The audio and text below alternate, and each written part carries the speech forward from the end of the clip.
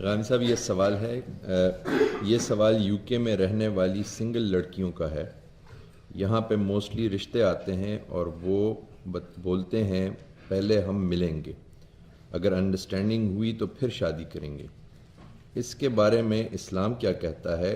جیسے میں سنگل ہوں، پیرنٹس پاکستان میں ہیں، تو میں اس میں کیا کروں؟ کیا ملنا شادی کی نیت سے جائز ہے؟ دیکھیے، جب آپ کسی ایسے معاشرے میں ہیں جہاں شادی بیاہ کے لیے لوگ اسی چیز کو موضوع سمجھتے ہیں، تو یہ جان لیجئے کہ اللہ تعالیٰ نے ممنوع کیا چیز کی ہے، کس چیز سے روکا ہے۔ وہ ایک اصلاً ہے اور ایک سد ذریعہ ہے۔ یہ دونوں اصطلاحات پہلے سمجھ لیجئے۔ یعنی بارہا ایسا ہوتا ہے کہ ہم کسی چیز کو جو اپنی ذات میں بری ہوتی ہے اس سے روکتے ہیں۔ تو جس چیز سے اللہ نے روکا ہے اپنی ذات میں بری ہونے کی وجہ سے، اس کو کہتے ہیں اصلاً روک دیا ہے، وہ بدکاری ہے۔ یعنی بدکاری کی کوئی قسم، اس کے کوئی مقدمات، اس کے کوئی لوازم بھی ہمارے دین میں جائز نہیں۔ کیوں جائز نہیں ہے؟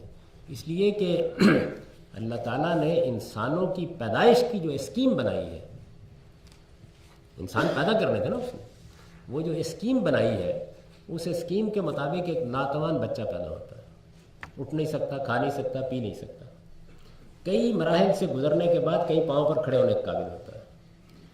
قدیم تمدن میں 12-15 سال میں والدین سے بے نیاز ہو جاتا تھا، اب تو تعلیم تربیت کے بے شمار مراحل، کہیں باہر بھیجنا ہے، کہیں آنا ہے، کہیں جانا ہے، 20-22 سال، 30 بلکہ 30 سال لگ جاتے ہیں۔ یہ جو انسان کی پیدائش، تربیت، تہذیب اور یہ صورتحال ہے اس کے پاؤں پر کھڑے ہونے کی، اس کے لیے اللہ تعالیٰ نے شادی کے ادارے کو قائم کیا ہے۔ شادی کا ادارہ ایک مرد و عورت کے درمیان جنسی تعلق کو لیگلائز کرنے کا نام نہیں ہے، یہ ایک بڑا مقدس ادارہ ہے۔ یہ خدائی اسکیم کو بروئے کار کرنے کے لیے قائم کیا گیا ہے۔ تو ہمارا پروردگار یہ چاہتا ہے کہ یہ جو اولاد پیدا ہونی ہے، یہ جو آئندہ نسل پرورش پانی ہے، یہ میاں اور بیوی ایک کانٹریکٹ میں بند کر اپنی تمام توجہات کا مرکز اس کو بنائے۔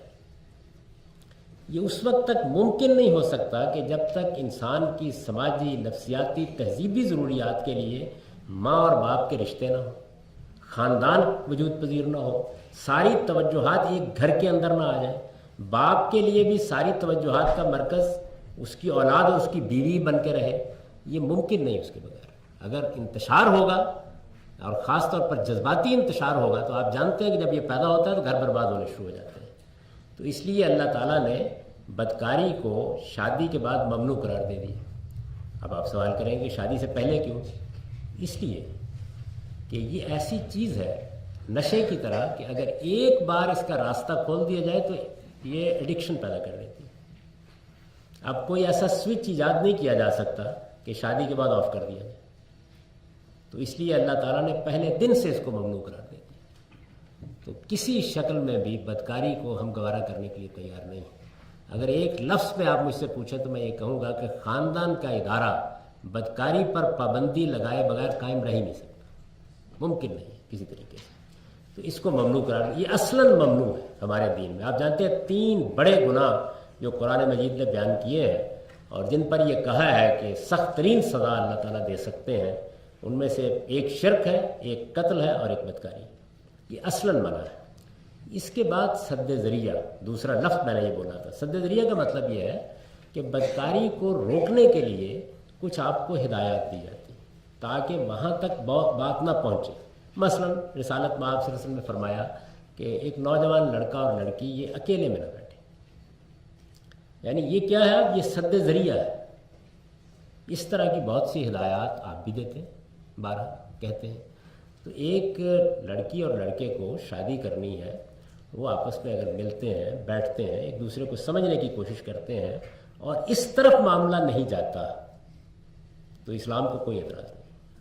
لیکن اگر معاملات اس طرف جانے کے لیے ایک قدم بھی بڑھائیں گے تو پھر بہرحال اپنی باغیں وہاں روک لیجئے، اس لیے کہ اب آپ اس راستے پر چل نکلے ہیں جس کے آگے پھر کھائیے۔ یہ اصول سمجھ لیجیے۔ اس کو خدا کے پیغمبر نے ایک بہت خوبصورت طریقے سے واضح کیا۔ آپ نے فرمایا کہ دیکھو یہ جو بدکاری ہے اس کی ابتدا نگاہ سے ہوتی ہے، وہ بھی بدکاری کرتی ہے، ہاتھوں سے ہوتی ہے، وہ بھی بدکاری کرتے ہیں، یعنی بہت سے مراحل سے گزرنے کے بعد رسول اللہ صلی اللہ علیہ وسلم فرمایا کہ پھر آخر میں شرمگاہ یا تصدیق کرتی ہے یا تکذیب کر دیتی ہے. یعنی سارے سفر کا خاتمہ یا اس پر ہو جاتا ہے یا آدمی لوٹ آتا ہے. تو فرمایا اگر سارے مراحل طے کر کے لوٹ آئے تو خدا نہیں پوچھے گا، اور اگر سارے مراحل طے کر کے لوٹے نہیں تو پھر پیچھے سے پکڑ لے گا، پھر وہ نظر سے پکڑ لے گا. تو اس لیے یہ ہے اس معاملے میں صحیح نقطہ نظر، اس پر قائم رہیے. شادی آپ نے کرنی ہے، مل لیجیے، کوئی حرج کی بات نہیں ہے، لیکن اس چیز کا لحاظ کر کے.